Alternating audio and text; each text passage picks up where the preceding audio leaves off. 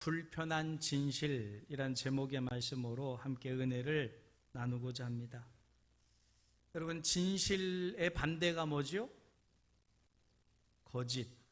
자, 진실을 만났을 때 기뻐야 될까요? 슬퍼야 될까요? 불편해야 될까요?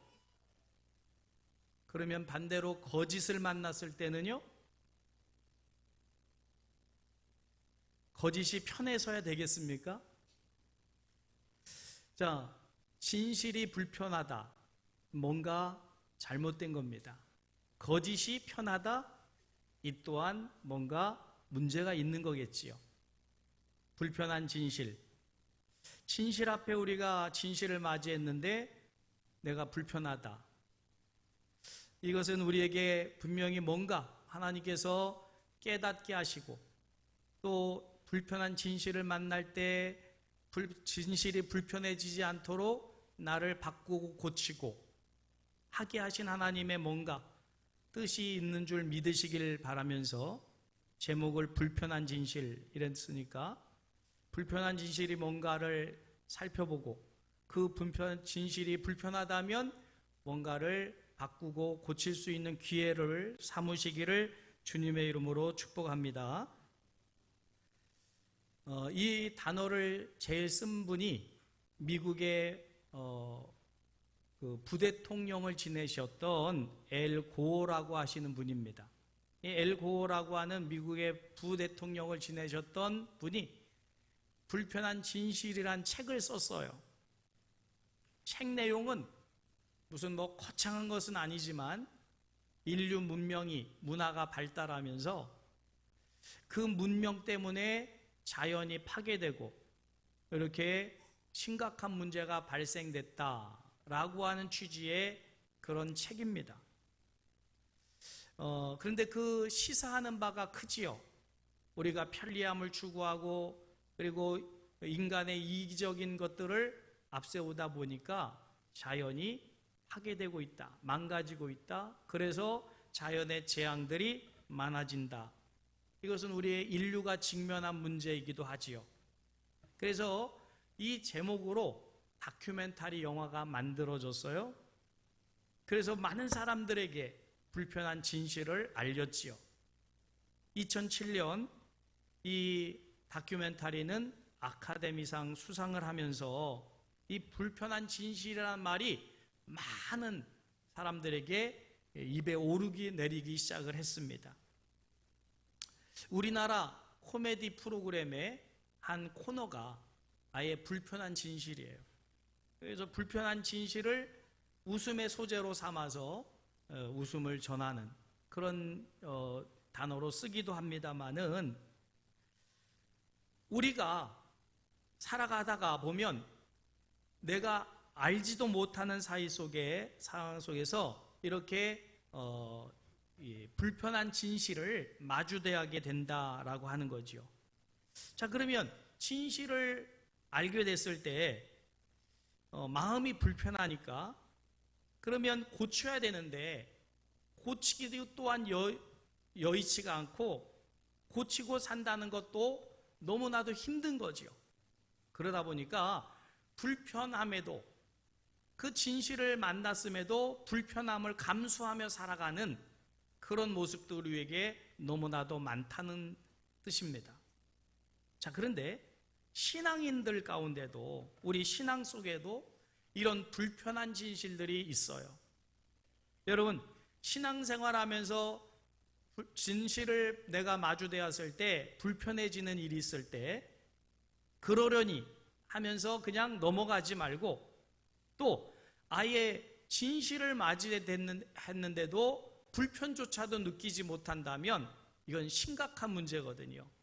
여러분, 불편한 진실을 만났을 때 내가 불편해질 때 그 원인을 살펴보고 그 불편함을 제거할 수 있는 지혜가 있기를 주님의 이름으로 축복합니다. 축복합니다. 자, 그러면 오늘 본문 말씀을 통해서 세 가지 불편한 진실을 마주하게 됩니다. 첫 번째 불편한 진실은 우리의 모든 행위를 누가 아신다고요? 우리 주님이 아시는 거예요.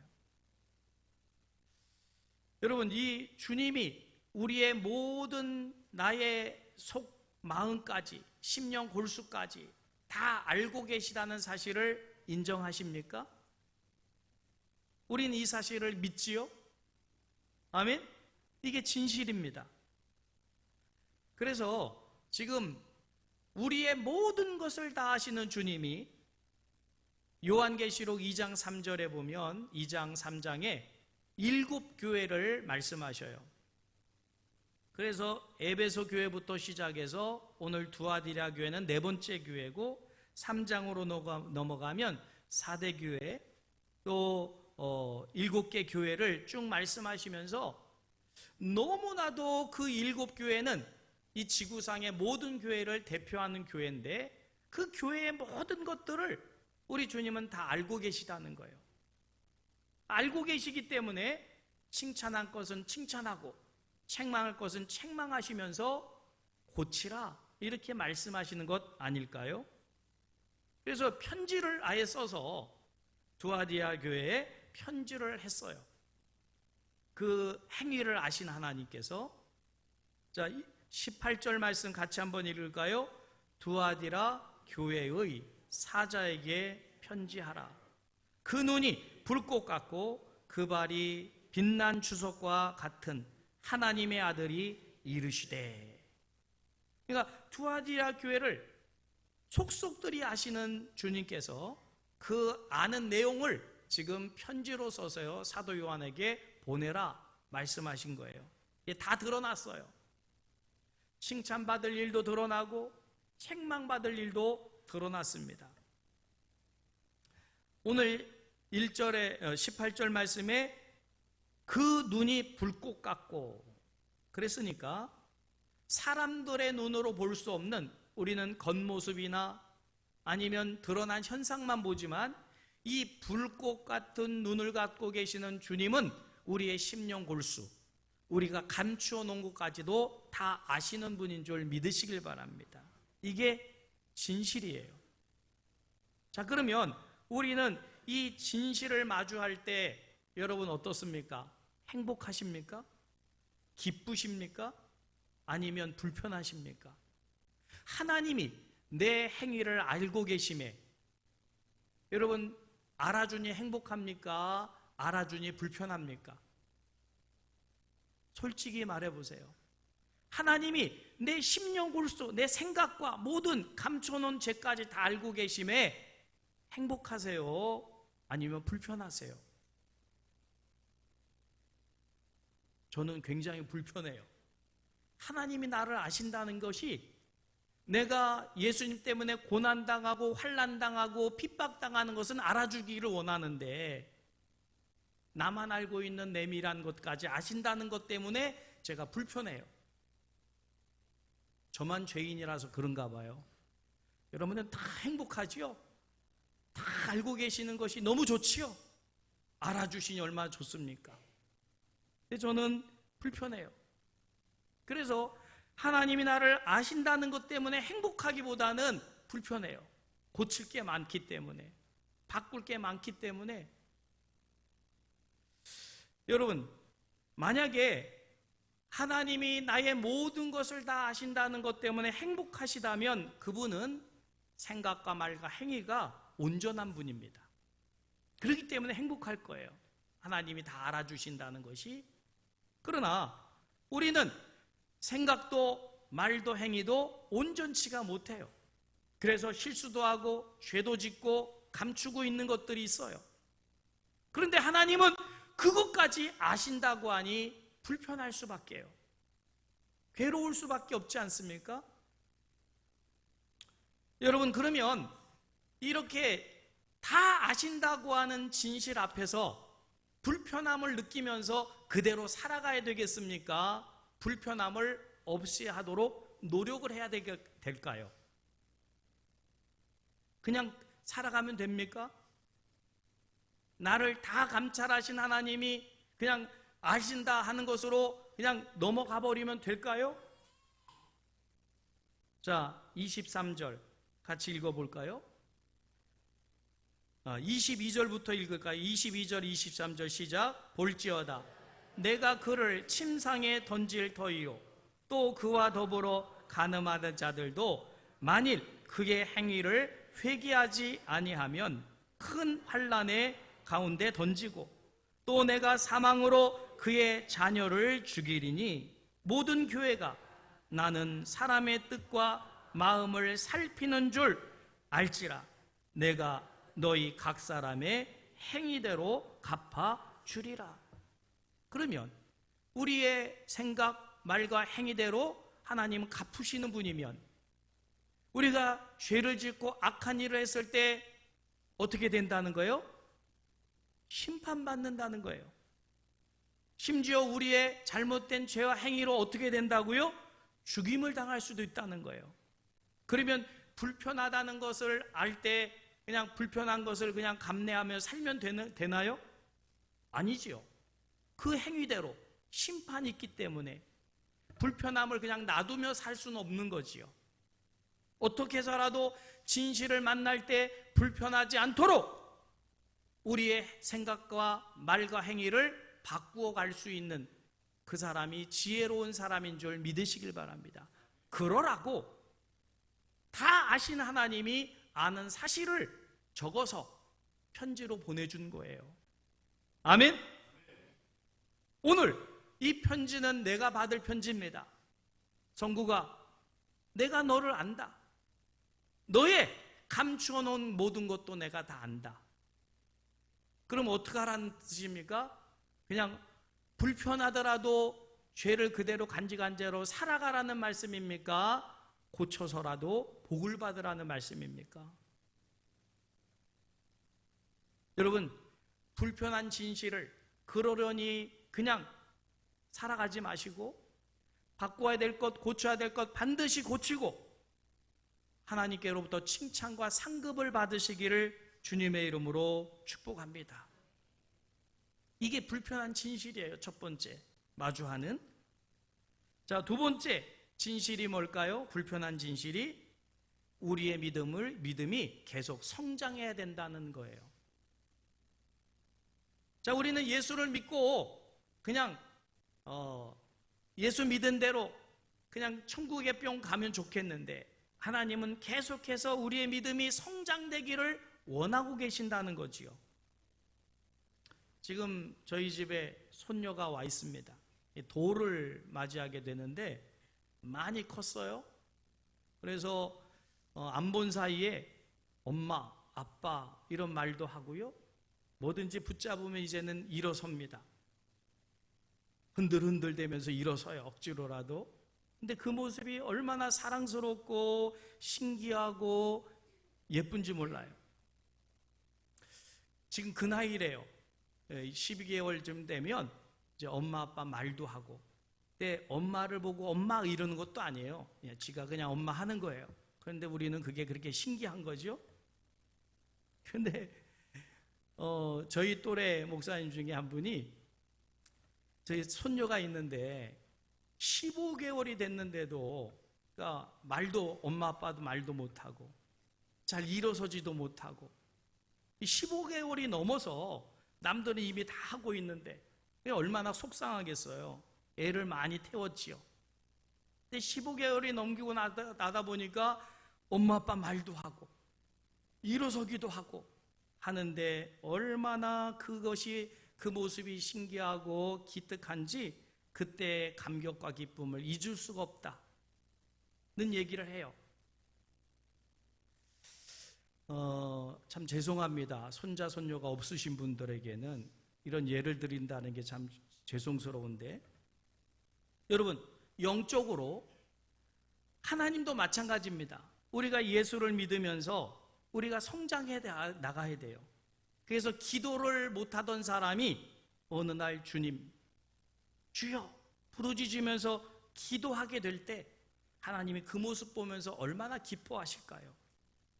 지금 기도라는 말을 배우는 거 아닙니까? 주여라는 단어를 입으로 외치는 거 아닙니까? 얼마나 그게 기특하겠어요. 주님께서 보실 때 성경을 외면하고 살던 사람이 스스로 성경을 읽으면서 그 말씀의 뜻을 깨달을 때 하나님이 그 모습 보면서 얼마나 기뻐하실까요? 아멘? 아멘? 믿어지시길 바랍니다.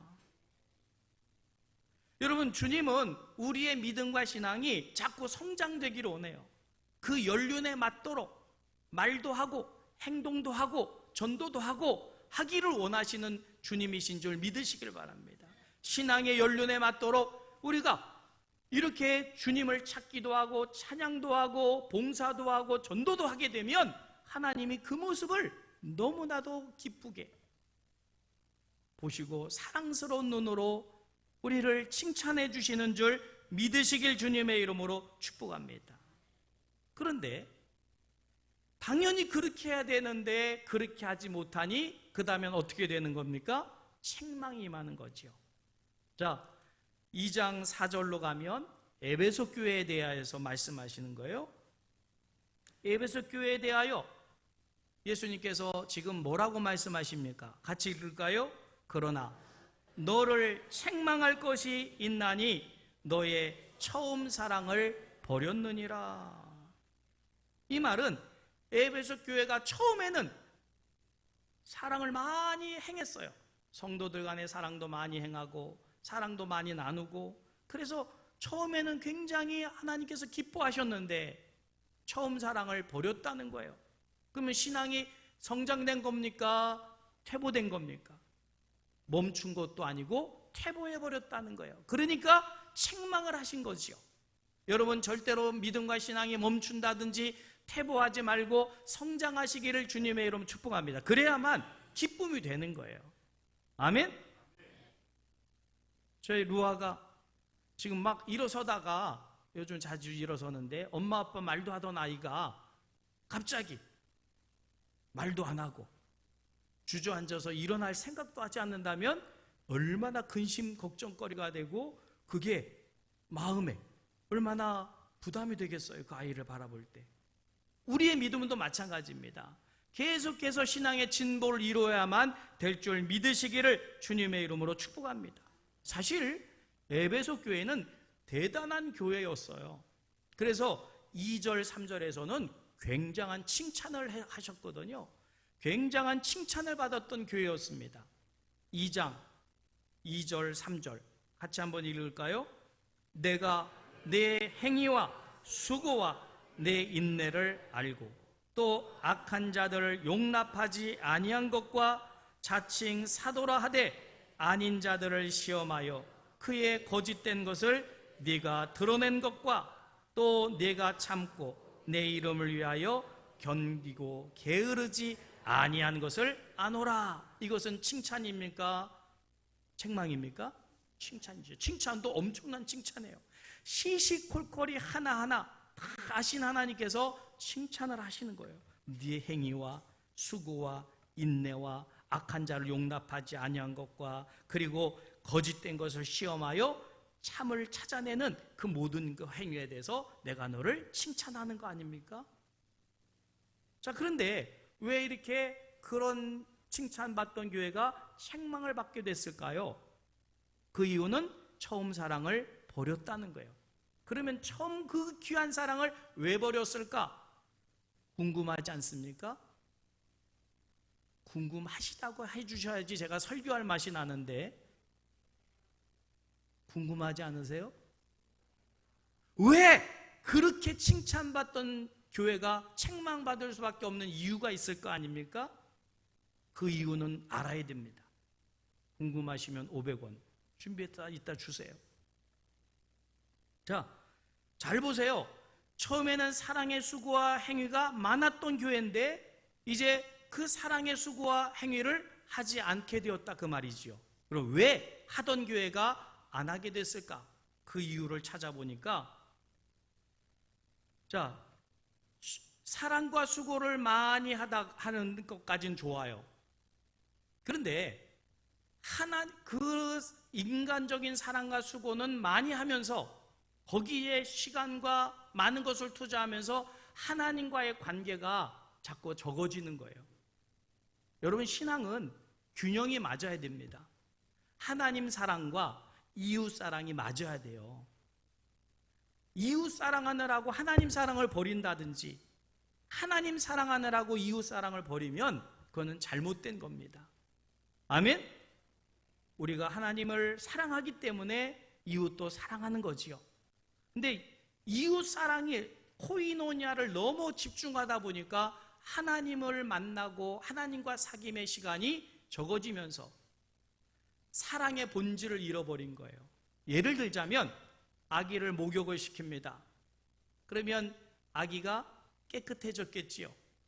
그러면 목욕시킨 물은 어떻게 해야 될까요? 나중에 반물해야지요? 버려야죠, 당장. 더러워졌으니까. 그런데 물을 버리느라고 아기까지 같이 버리면 이건 목욕을 하나만 하지요? 차라리 안 하는 게 낫지요? 여러분, 사랑의 수고를 열심히 했는데 사랑의 수고가 하나님을 기쁘시게 하는 수고가 아니라 자기들끼리, 그래서 세상적인 그런 교제로 흘러가 버리고 말았다는 거예요. 그리고 또 한 가지는 악한 자들을 용납하지 아니하며 이게 거짓인가 참인가를 밝혀내기 위해서 이런 일을 처음에는 했는데, 이러다 이 일을 하다 보니까 어떻게 됐을까요? 가지고 있어야 될 은혜를 잃어버린 거예요. 여러분, 우리 교회도 이단이 들어올 수 있는데 우리 교회는 너무나 빤하니까, 저분이 이단인지 아닌지를 너무 잘 알아서 우리 교회는 그런 일이 여지껏 없었지만, 큰 교회는요 이단들이 막 들어와 있어요. 누가 누군지 몰라요. 2,000명 3,000명 되는데 누가 이단인지 어떻게 알겠어요? 그러다 보니까 이제 경계를 하게 합니다. 목사님이 이단을 경계하십시오. 우리 교회에 이단이 와 있을 수 있습니다. 그러면 성도님들 그 설교를 들으면서 이단이 누굴까 살필 거 아닙니까? 그러면서 낯선 사람들 보면서 반가워하기보다는 저 인간이 이단이 아닐까? 의심을 갖게 되면서 사랑을 해야 되는 분위기가 가라앉기 시작하면서 냉랭해지기 시작하면서 의심의 눈으로 바라보면서 은혜를 잃어버리더라는 거예요. 자, 여러분, 이 에베소 교회가 처음에는 굉장히 은혜도 풍성하고 사랑도 많이 나누고 정말 하나님보다 더 사람들 관계를 잘 맺는 것까지는 좋았는데, 문제는 그게 너무 지나치다 보니까 하나님과 소원해지기 시작하면서, 그리고 또 한 가지는 이단이 들어왔을 때 이단을 정죄하느라고, 그 일에 너무 몰두하느라고 베풀어야 될 은혜와 사랑을 잃어버린 거예요. 마치 목욕물을 버리다가 아이까지 버려버리게 되다 보니까 이렇게 훌륭하던 교회가 책망을 받게 되더라는 거지요. 여러분, 이게 우리가 알아야 될 불편한 진실 중에 하나입니다.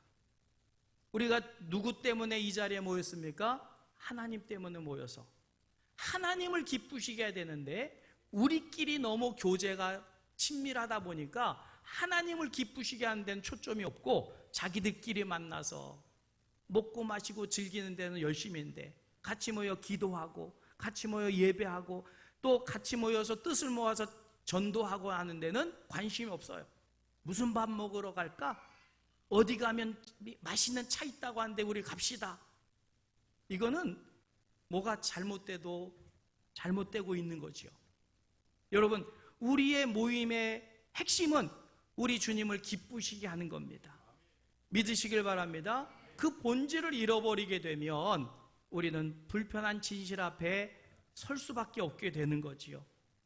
자, 그러면 여러분, 과연 내가 하나님을 신앙한다고 하면서 이 말씀 앞에 과연 나는 잘하고 있다라고 한다면야 괜찮지만, 혹시 내 믿음과 신앙이 불편해진다면 고칠 것이 있는 거예요. 그것을 바꾸어서 하나님을 기쁘시게 하는 우리가 되어야 될 줄 믿으시기를 주님의 이름으로 축복합니다. 세 번째로 우리가 마주해야 될 진실이 있어요. 불편한 진실인데 이겨야 된다는 거예요. 이기라라고 말씀하십니다. 자, 26절 같이 읽겠습니다. 시작. 이기는 자와 끝까지 내 일을 지키는 그에게 만국을 다스리는 권세를 주리니, 이기라는 거예요, 지라는 거예요. 이기라는 거예요? 타협하라는 거예요? 그런데 우리는 이기려고 노력하기보다는 적당히 타협하며 편하게 예수를 믿으려고 하는 게 우리의 본심입니다. 그래서 이기라고 하는 진실 앞에서 불편함을 느껴요. 여러분, 시험은 누구나 만나요. 그러면 시험을 만나면 이기라고 시험을 만나게 하신 거예요? 시험 들라고 만나게 하신 거예요? 제발 이기시길 바랍니다. 근데 시험에 든 분들이 꼭 목사님 저 시험 들었어요. 교회 안 나갈 거예요. 아니, 이기라고 주님께서 시험 주셨을 텐데 시험 들어놓고는 오히려 자랑스럽게 저한테 얘기를 해요. 목사님 저 이 교회 안 나갈 거예요. 그래서 어쩌자는 거예요? 이기시길 바랍니다. 여러분, 누구에게나 시험이 와요. 그럴 때 이길 때 주님께서 상급을 주실 줄 믿으시길 바랍니다. 그런데 반대로 들어놓고는 꼭 목사 잘못처럼 아니면 시험 들게 한 사람 잘못처럼 얘기하는데 아닙니다. 시험 든 그 사람도 잘못이 있어요. 이기지 못한 잘못이 있는 거지요. 예수님께서 성령에 이끌리어 40일 금식 기도한 이후에 누가 찾아왔어요? 사단이 찾아와가지고 시험을 하잖아요. 예수님이 그 시험을 지셨습니까? 이기셨습니까? 뭘로 이기셨어요? 말씀으로 이기셨잖아요. 우리도 생명의 말씀으로 시험을 만날 때 이기시기를 주님의 이름으로 축복합니다. 자, 그런데 시험이 다가와요. 두아디라 교회도 시험이 다가왔어요. 그 시험이 무엇이었을까요? 20절 말씀 같이 읽겠습니다.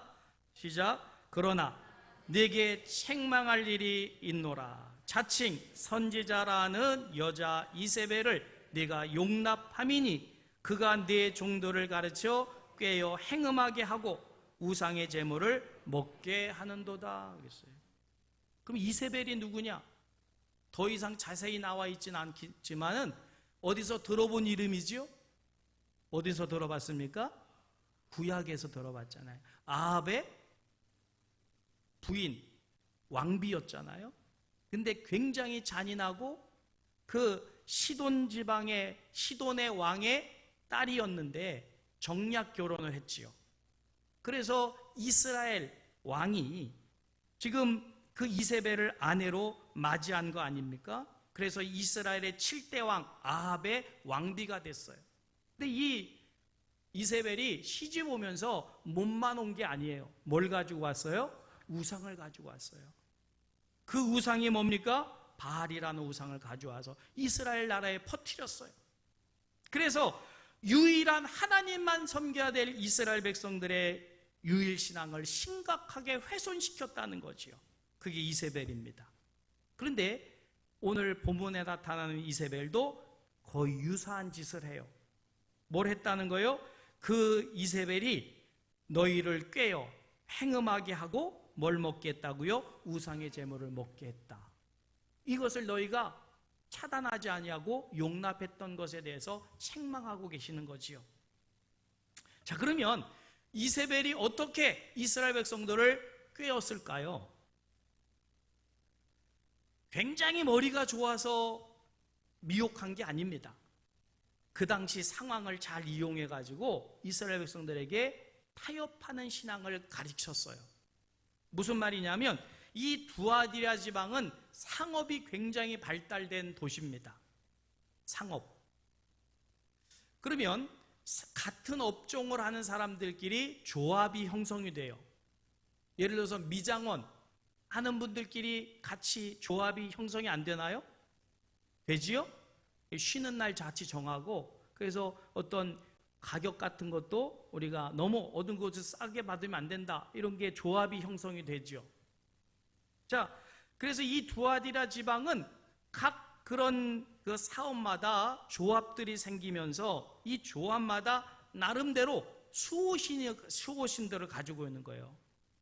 이 우상을 숭배하는 나라이기 때문에, 도시이기 때문에. 우리나라는 영화계 같은 데서 그러지요. 뭐 영화 한 편을 제작하려고 하면 뭐 해요? 고사 지내잖아요. 돼지머리 갖다 놓고 콧구멍에다가 돈 집어넣어 넣어주고는, 그리고는 제사잖아요. 그런 식으로 이 조합들마다 어떤 신을 갖다 놓고 거기다가 이제 이 숭배하게 하는 이런 행위를 하게 하는데, 조합원으로 가입한 사람이 그 행위를 안 하게 되면 조합에 왕따를 당하든지 아니면은 탈퇴하게 되면 생계를 유지하기가 쉽지가 않습니다. 자, 그런 상황 속에서 주일날 교회에 와서는 하나님만 섬기라고 배우니 세상에 나가면 세상과 타협을 하게 되는 것에 대해서 갈등을 하게 되는 겁니다. 이때 이세벨이 뭐라고 얘기하냐면, 자, 어차피 우리는 세상 속에 살아간다. 그러니 세상과 끊고는 굶어 죽어야 되는데 그럴 수는 없는 거 아니냐. 그러니까 주일날 와서는 열심히 예배하고 회개하고 세상에 나갔을 때는 세상과 적당히 타협하고 그래서 살아갈 궁리를 해야 되지 않느냐라고 꼬일 때, 이 두아디라 교회 성도들이 많이 그 여자의 그 속삭임에 넘어가서 일주일 동안 세상에 나가서는 세상 사람들 어울려서 술도 마시고 우상도 숭배하고 음란도 행하고 하다가 교회 와서는 양심에 가책이 되면 회개하고 주여 주여 하고, 또 회개 받은 거 용서 받은 것 같으니까 또 세상에 나가서는 죄를 짓고 한 것에 대해서 예수님께서 뭐라고 말씀하신다고요? 내가 행위대로 갚아주겠다. 올해가 광복 74주년인 동시에 이제 8.15 광복 날이 다가오지요. 84주년입니다. 또 동시에 신사참배, 우리 총회 대한예수교장로회 통합 측에서 신사참배를 결의한 81년째 되는 회의이기도 해요. 1938년 일제 치하 때 얼마나 기독교가 핍박당했는 줄 아십니까?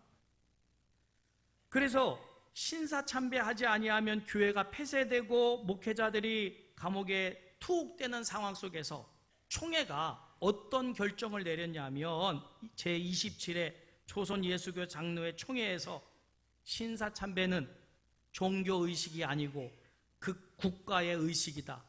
즉 타협을 했어요. 죽으면 죽으리라는 각오를 가지고 우상을 섬기지 않겠다고 했어야 되는데 타협한 것 때문에 지금도 회개합니다. 지금도 목사들은 회개해요. 그때 우리 조상들이 타협한 그것은 하나님께서 심판할 내용이지 결코 이것을 우리 성도들을 위해서 한 행동이 아닙니다. 그런데 지금도 제2, 제3의 이세벨이 우리의 믿음과 신앙을 계속 세속화시키며 타협하게 만듭니다. 자, 그러나 여러분, 타협을 해가지고는 우리의 믿음을 승리할 수가 없어요. 그래서 이기라고 말씀하시는 거예요. 여러분, 세상이 우리를 미혹할 때 그것에 타협하지 마시고, 손해를 보더라도 죽음의 위협함을 당하더라도 행위대로 갚아주시겠다고 한 하나님의 진실 앞에서 불편함을 느낄 때 손해를 감수할 수 있는 결정을 할 수 있는 우리가 되어야 될 줄 믿으시기를 주님의 이름으로 축복합니다. 하나님이냐 세상이냐를 결정해야 될 때가 있어요. 그럴 때 여호수아처럼 오직 나와 내 집은 여호와 하나님만을 섬기겠습니다 라고 고백할 수 있는 결단이 우리에게 있어야 될 줄 믿으시길 바랍니다. 이것을 하라고 오늘 7교회에 편지를 써서 보내면서 모든 것을 다 아신 하나님께서 알고 있으니 고칠 것 고치라고 하시는 이 말씀을 오늘 우리 마음속에 새기시고, 혹시 진실 앞에서 불편을 느낀다면 그냥 그 불편을 감수하며 타협하며 살아가는 우리들이 아니라 하나님 앞에서 승리하기 위해서 그것을 고쳐나가는, 정말 하나님의 말씀을, 하나님을 왕으로 오직 섬기고 신앙할 수 있는 우리 모두 되시기를 주님의 이름으로 축복합니다. 말씀 생각하시면서 왕이신 나의 하나님, 내가 주를 높이고 영원히 주의 이름을 송축하겠습니다. 말로만이 아니라 삶으로도 하나님을 왕으로 섬겨드리는 참 신앙이 되시기를 주님의 이름으로 축복합니다.